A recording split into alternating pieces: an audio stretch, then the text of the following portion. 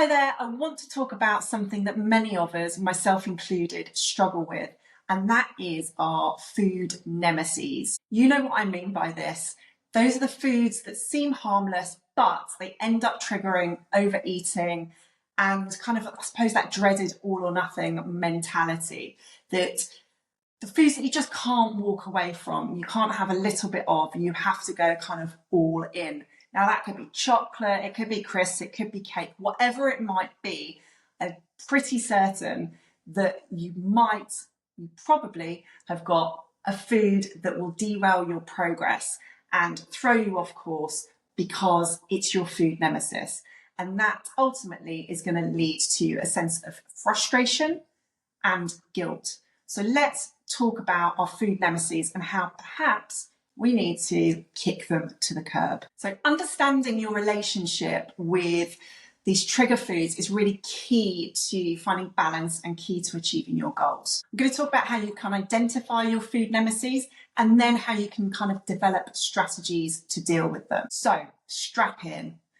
First off, we are going to talk about how you can identify your food nemesis. Now, there are 3 things that you can do to help identify them if you aren't sure what your food nemesis might be. Firstly, keep a food diary. Start by tracking what you eat and how you feel when you're eating it. Note any patterns that arise when you indulge in certain foods. And what I mean by patterns, I'm meaning, is it something that you can kind of eat, have a little bit of and then walk away from, or is it something that you just keep returning back to and you know that once you've started it, you're probably going to finish the pack? Do you find yourself mindlessly eating on crisps during a stressful day?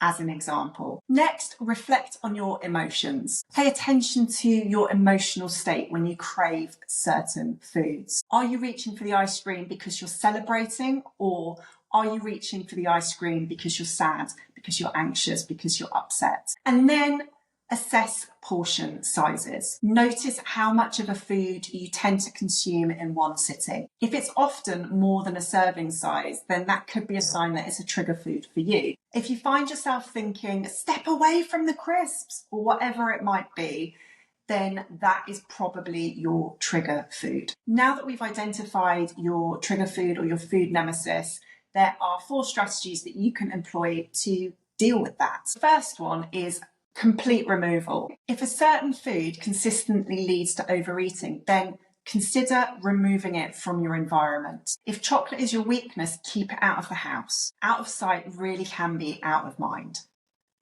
Now, I categorically cannot buy Bombay mix because I can eat a torso-sized bag of it in one sitting. So I no longer bring it into the house. The only time I have Bombay mix is if we're out in an Indian restaurant and it happens to be on the menu, because then the portion size for me is controlled. The next strategy is portion control. If you don't want to eliminate a food entirely, then try portioning it out.